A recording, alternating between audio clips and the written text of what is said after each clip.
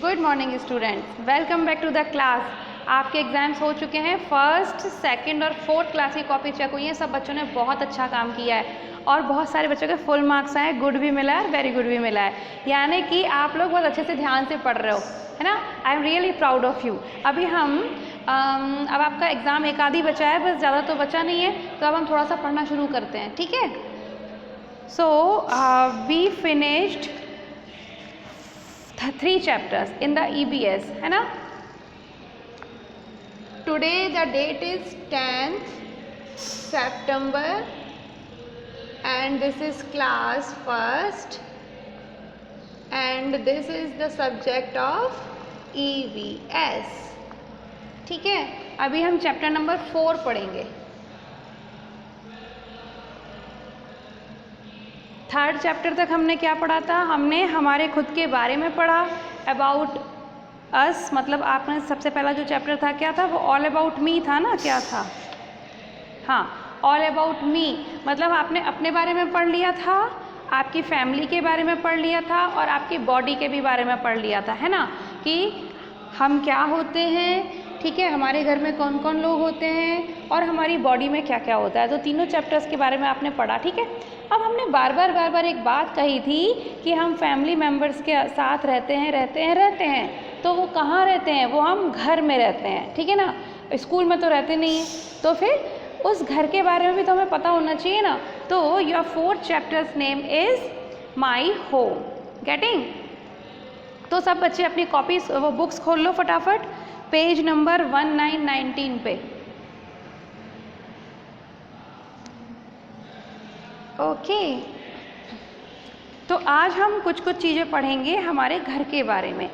इसमें हम पढ़ेंगे कि हमारे घर में कौन कौन सी जगह होती है। आपको पता है ना, सभी बच्चों के घर में एक लिविंग रूम होता है, बेडरूम होता है, किचन अलग होता है, बाथरूम अलग होता है और बालकनी अलग होती है। वो सब तो पढ़ेंगे ही, इसके साथ साथ हमारे घर में कुछ सामान भी होता है बहुत सारा, तो उसके बारे में भी आपको नॉलेज होनी चाहिए। अभी आप थोड़े जैसे जैसे आप बड़े होगे तो आपको पता चलेगा कि वो सामान क्यों ज़रूरी होता है, उसका क्या यूज़ होता है ना। लेकिन जब अभी आपको इतना तो पता होना चाहिए ना कि अच्छा, एक और बात इम्पॉर्टेंट होती है कि कौन से सामान का यूज़ कैसे करना चाहिए। जैसे कि पॉलीथीन बैग्स, जो पॉलीथीन आती है बाज़ार में, आपको पता है वो कितनी हार्मफुल होती है, वो नहीं यूज़ करनी चाहिए, लेकिन फिर भी लोग करते हैं। जल्दी से हम बाज़ार जाते हैं, सब्जी डाल के पॉलीथीन में ले आते हैं। अगर हम उस पॉलीथीन को यूज़ करते रहेंगे तो आपको पता है कि बिल्कुल भी एग्रीकल्चर नहीं हो पाएगा।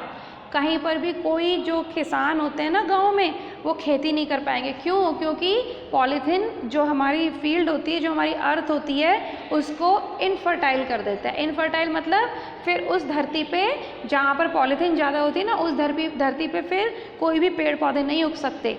अगर पेड़ पौधे नहीं उगेंगे, फसल नहीं उगेगी, जिसको क्रॉप्स कहते हैं, पढ़ा होगा ना आपने। वो क्रॉप्स होती हैं जैसे कि जो हमारी वीट होती है, गेहूँ है ना, राइस होता है, कोई भी जो हमारी क्रॉप होती है, अगर वो नहीं उगेगी तो हम खाना क्या खाएंगे? और जो पेड़ खराब हो जाएंगे, पेड़ नहीं उगेंगे तो हम रेस्पिरेशन कैसे करेंगे, हम सांस कैसे लेंगे, ठीक है। तो इसीलिए आपको पता होना चाहिए कि घर में कौन सी चीज़ यूज़फुल है और कौन सी चीज़ हार्मफुल है। जो चीज़ें अच्छी हैं उनको तो साथ में रखो और जो चीज़ें बेकार होती हैं उनको घर से बाहर फेंक दो, सीधी सी बात है। और भी एक बात, बहुत सारे लोगों के घर में बड़ी गंदी आदत मैंने देखी है कि पुरानी चीज़ें रखे रहते हैं। देखो कभी किसी की मम्मी का जो ड्रेसिंग टेबल होता है वो कैसा होता है, उसमें बॉडी लोशन ख़त्म फिर भी रखा है, उसमें क्रीम ख़त्म फिर भी रखी है, लिपस्टिक ख़राब तब भी रखी है। This is not fair. क्यों? इसका रीज़न ये है कि अगर आप अपने घर में पुराना बेकार सामान रखोगे जो यूज़लेस है, उससे क्या होगा? दुनिया भर का सामान आपके घर में दिखेगा, फिर तो बहुत सारे मच्छर बैठेंगे, क्योंकि जो बेकार चीज़ें पड़ी रहती हैं उन्हीं पे तो मच्छर आते हैं, है ना। और जितना घर में कूड़ा कचरा भरा होगा, कूड़े कचरे का मतलब सिर्फ ये नहीं होता है कि डर्टी थिंग्स, कि जो कचरा होता है, जो किचन में कचरा निकलता है या फिर हम कचरा फैला देते हैं, मिट्टी, वही डर्टी थिंग्स नहीं होती हैं। जो यूज़लेस चीज़ें होती हैं घर में, वो भी तो डर्टी थिंग्स हैं।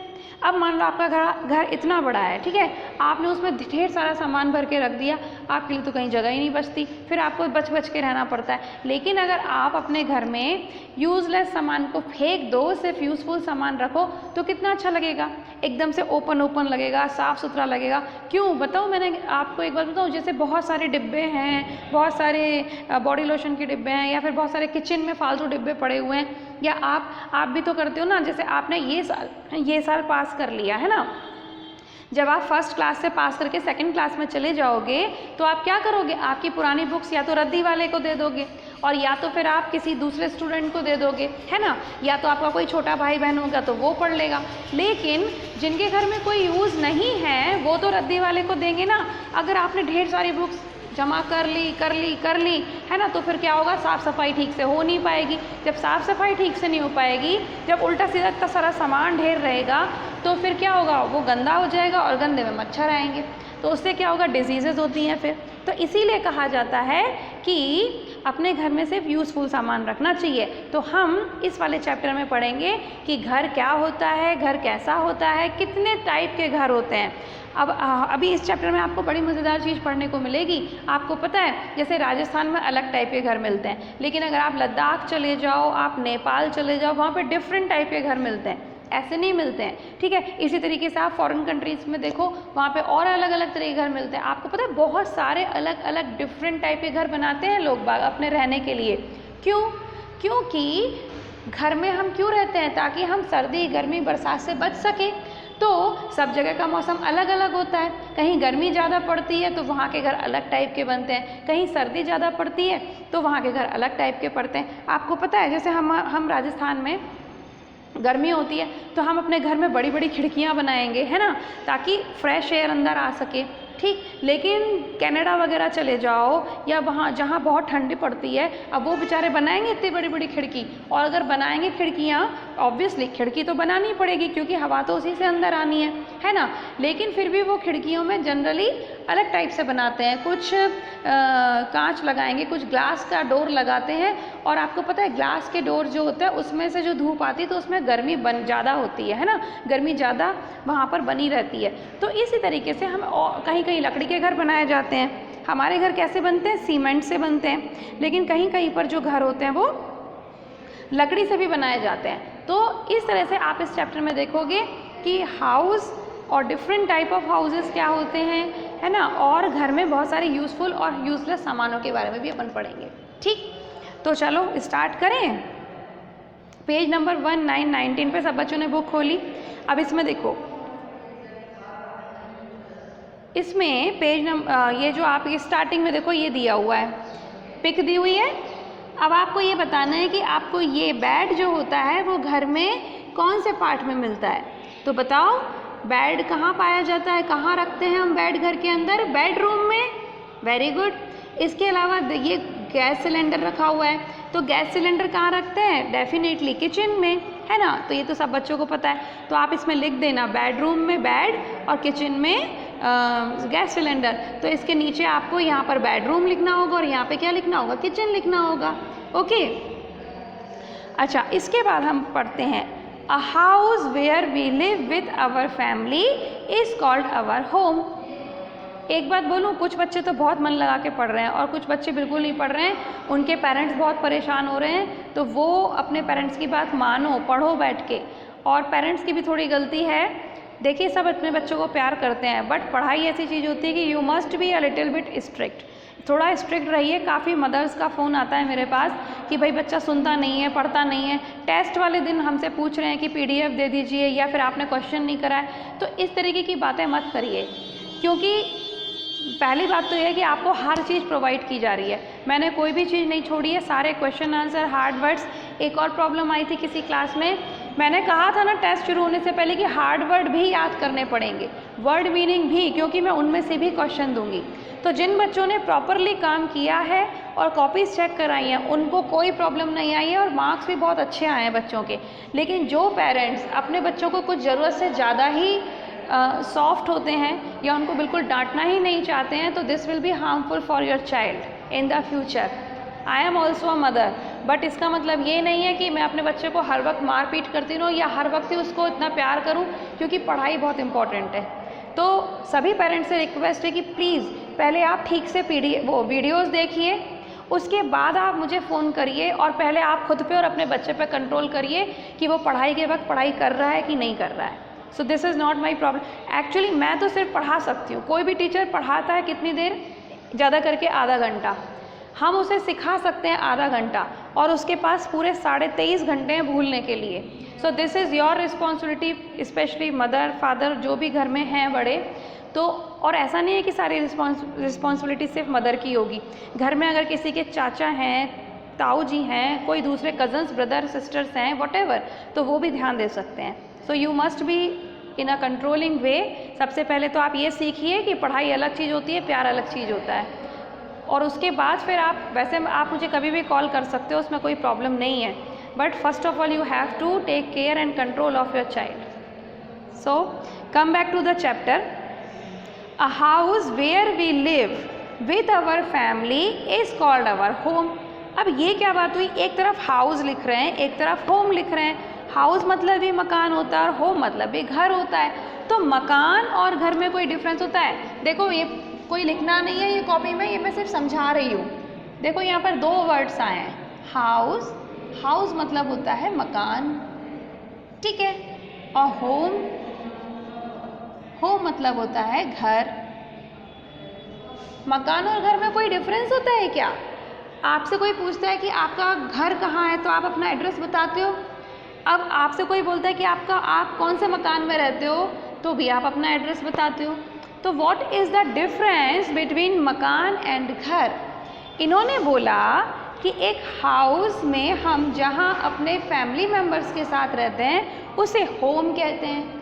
तो मैं आपको एक अंतर बता देती हूँ, इसमें एक बड़ा स्वीट सा डिफरेंस है इसके बीच में। जब तक एक घर बना, वो मकान बना होता है, ठीक है, उसमें सीमेंट लगा होता है, ईंटें लगी होती हैं, पंखे लगे होते हैं, और बहुत सारा फर्नीचर लगा होता है, घर में सारा सामान होता है ना, टीवी, फ्रिज, एसी, सब कुछ लगा होता है, तब तक वो क्या कहलाता है? हाउस कहलाता है, ठीक है, मकान। लेकिन जब उसमें हमें बहुत सारे प्यारे प्यारे हमारे सारे फैमिली मेम्बर्स रहते हैं जो हमसे ढेर सारा प्यार करते हैं, तो उनसे वो मकान क्या बन जाता है? घर बन जाता है। सीधी सी बात है। अगर आप देखो, अगर मान लो जब आपके मम्मी पापा ने घर बनाया होगा और आपके मम्मी पापा नहीं होंगे तो वो मकान बन रहा था, ठीक है ना, वहाँ पे बहुत सारी लेबर काम करती थी, है ना, बहुत सारा पानी, ईंटें, कंकड़ पत्थर सब यूज़ करते थे, तो वो क्या कहते हैं? हाँ, हमने मकान बन गया। लेकिन जब आप जाते हो वहाँ पर, आपके दादा दादी जाते हैं, मम्मी पापा जाते हैं, और जब सब लोग प्यार से मिलके रहते हैं, एक दूसरे की केयर करते हैं, तब वो मकान क्या कहलाता है? घर बन जाता है। तो कहने का मतलब, जिस मकान में सब लोग प्यार से रहते हैं अपनी फैमिली के साथ, उसको हम घर कहते हैं। वो ये कह रहे हैं कि the house is a place where we live with our family members with love and care, तो it is known as home, ठीक है। तो this is the difference, house क्या होता है, होम क्या होता है। जब तक आप किसी मकान में रहने नहीं जाते हो तब तक तो वो घर होगा ही नहीं, ठीक है। तो जो सारे फैमिली मेम्बर्स जो एक दूसरे से इतने प्यार के साथ रहते हैं ना, तो वो प्यार और इतनी केयर करते हैं एक दूसरे की, तो वो प्यार और वो केयर हाउस को क्या बना देता है? होम बना देता है। छोटा सा डिफरेंस है, आपको अभी इतने अच्छे से शायद समझ में नहीं आएगा, लेकिन जब आप बड़े हो जाओगे ना तब आपको समझ में आएगा कि मैंने क्या कहा, ठीक है। बट इतना तो समझ ही आ गया आपको कि हाउस क्या होता है, जहाँ हम अपने फैमिली मेम्बर्स के साथ बहुत प्यार से रहते हैं, थोड़ी थोड़ी लड़ाई भी कर सकते हो, वैसे ऐसी बात नहीं है, तो उसे हम होम कहते हैं। Okay, a house is made up of BRICS, cement, would, mud, stones, iron rods etcetera. एक हाउस, अभी हमने होम नहीं बोला, ठीक है। अब देखो जो मैंने कहा था वही लिखा है इसके अंदर। एक मकान किस किस चीज़ से बना होता है? ब्रिक, ब्रिक मतलब होता है ईंटें, यहाँ पर सब दिया हुआ है, देखो कितने अच्छे से समझाया है। ये तो रहा मकान, और वो किस किस चीज़ से बना है? ब्रिक्स, ब्रिक्स सब बच्चों ने देखी होंगी, ठीक है। मड, मिट्टी, स्टोन्स, ये देखो, आयरन रॉड्स, सीमेंट, यहाँ पे ये शायद सीमेंट, ये है सीमेंट, सीमेंट, एट्स और वुड, और भी बहुत सारी चीज़ें होती हैं। तो इन सब चीज़ों से मिलकर बनता है एक हाउस। हाउस, अब हाउस की क्या ज़रूरत है, क्यों रहना होता है हमें हाउस में? क्योंकि house protects us from rain, heat and sun, cold, thieves and animals. तो आपको पता ही है, अगर हम बाहर जाते हैं सर्दियों में तो कितनी सर्दी लगती है, कौन बचाता है? घर, मतलब हाउस बचाता है, मकान, ठीक है। इसके अलावा बारिश से कौन बचाता है? इतनी गर्मी होती है, उससे कौन बचाता है? हाउस बचाता है। थीव्स और एनिमल्स, तो डेफिनेटली हमारे घर के में जब एनिमल्स नहीं आ सकते, हमारे घर में चोर नहीं आ सकते हैं, तो इन सब से हमारी प्रोटेक्शन कौन करता है? हाउस करता है। इसका मतलब हमारा हाउस हमारे लिए बहुत इम्पॉर्टेंट होता है ना।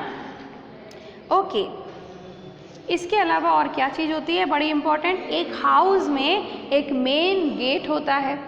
देखो, सब कमरों में तो अपने अपने छोटे छोटे गेट होते ही हैं, लेकिन एक मेन गेट भी तो होता है जिस पे पापा का नाम भी लिखा होता है, दादाजी का भी नाम लिखा होता है, और हो सकता है आपका भी नाम लिखा हो, है ना, क्योंकि आप बाद में तो आप ही उसके मालिक बनने वाले हो, है ना। तो ठीक है, इस ज़्यादातर घरों में क्या होता है? दादाजी का नाम लिखा होता है, पापा का नाम लिखा होता है और आपका भी नाम लिखा होता है। तो मेन गेट क्या कहलाता है? जिससे हम एंटर करते हैं घर में, या फिर जिससे हम घर से बाहर जाते हैं, उसे हम क्या कहते हैं? Main gate. समझ आ रही है बात? It has many other doors inside. तो जो घर अंदर जो छोटे हर सभी के कमरों में गेट होते हैं, किचन में भी गेट होता है, तो वो छोटे छोटे डोर्स तो होते ही हैं, पर जो बाहर होता है मेन डोर, उसको हम मेन गेट क्यों कहते हैं? क्योंकि वो हमें घर से बाहर और घर के अंदर लाता है। आप अगर उससे बाहर चले जाते हो तो आप घर के बाहर चले गए, है ना, और अगर आप उससे अंदर आते हो तो आप घर के अंदर आ गए। लेकिन ऐसा तो नहीं होता, आपको एक कमरे से दूसरे कमरे में जाते हो तो छोटा सा गेट होता है, सीधी सी बात है। लेकिन अगर आपको सड़क पे जाना है, मार्केट में जाना है, तो आपको क्या करना पड़ेगा? जो बड़ा वाला मेन गेट होता है उसको क्रॉस करना पड़ता है, ठीक है ना। तो वो मेन डोर से, जो मेन गेट जो होता है या मेन डोर कह सकते हैं, उससे आप क्या करते हो? घर के अंदर आते हो और घर से बाहर जाते हो, ठीक है ना। देयर आर विंडोज़, विंडोज़ होती हैं। विंडोज़ क्यों ज़रूरी होती हैं? क्योंकि जब आप बोर हो जाओ पढ़ते पढ़ते तो थोड़ा ऐसे देख लो, बारिश हो रही है कि नहीं, क्या हो रहा है। एक्चुअली ये तो मैं मजाक कर रही हूँ, वैसे ऐसा भी होता ही है। जब अपन बोर हो जाते हैं तो क्या करते हैं? हर वक्त तो मेन गेट से बाहर जाके से सड़क पर खड़े होंगे नहीं, तो हम क्या करते हैं? कभी कभी खिड़की में खड़े हो जाते हैं जाकर। क्यों? क्योंकि वहाँ पे फ्रेश एयर आ रही होती है, और फ्रेश एयर हमको भी फ्रेश कर देती है, इसीलिए, ठीक है। हाँ, और इसके अलावा फ्रेश एयर के अलावा लाइट आती है, सनलाइट। क्योंकि अगर हम सिर्फ डोर बना दें और बिल्कुल भी विंडोज़ ना बनाएं तो फिर हवा और रोशनी कैसे आएगी? घर में तो पूरा अंधेरा अंधेरा रहेगा, हर वक्त आपको लाइट जलानी पड़ेंगी। लेकिन ऐसा तो नहीं होता है। देखो ना, इस रूम में भी जहाँ मैं आपको ये वीडियो बना रही हूँ, यहाँ 1 2 3 4 विंडोज़ हैं, और इतनी सारी रोशनी है कि मुझे तो लाइट जलाने की ज़रूरत ही नहीं पड़ रही है। और दूसरी बात, मुझे तो गर्मी भी नहीं लग रही है क्योंकि पंखे भी नहीं चल रहे हैं। लेकिन क्यों? क्योंकि विंडोज़ से एयर भी आ रही है फ्रेश, और सनलाइट भी आ रही है। तो विंडोज़ का कितना इम्पोर्टेंट है विंडोज़ का होना, है ना। इसलिए जब भी घर बनाओगे ना आप बड़े होके, तो उसमें अच्छे से विंडोज़ बनाना, ठीक है ना। और एक सुंदर सा मेन गेट भी बनाना जिस पे आपका बहुत बड़ा बड़ा नाम लिखना, लाइट वाला। तो अभी इतनी बात समझ में आई, अभी इतना काफ़ी है। अभी हम नेक्स्ट टाइम पढ़ेंगे कल, तो फिर मैं आपको इस चैप्टर के बारे में और भी पढ़ाऊँगी, ठीक है। तो चलो, we will meet tomorrow, till then keep studying. अच्छे से पढ़ो सब बच्चे, और कुछ बच्चे तो बहुत अच्छा कर रहे हैं, और जो बच्चे शैतानी में लगे हुए हैं उनको भी कह रही हूँ कि आधे से ज़्यादा साल निकल गया है, और अगर गंदे गंदे मार्क्स आएंगे तो फिर अगली क्लास में नहीं जा पाओगे, इसी क्लास में बैठना पड़ेगा। तो इसीलिए सब बच्चे ध्यान से पढ़ो और अपना ख्याल रखो। बस, बाय बाय।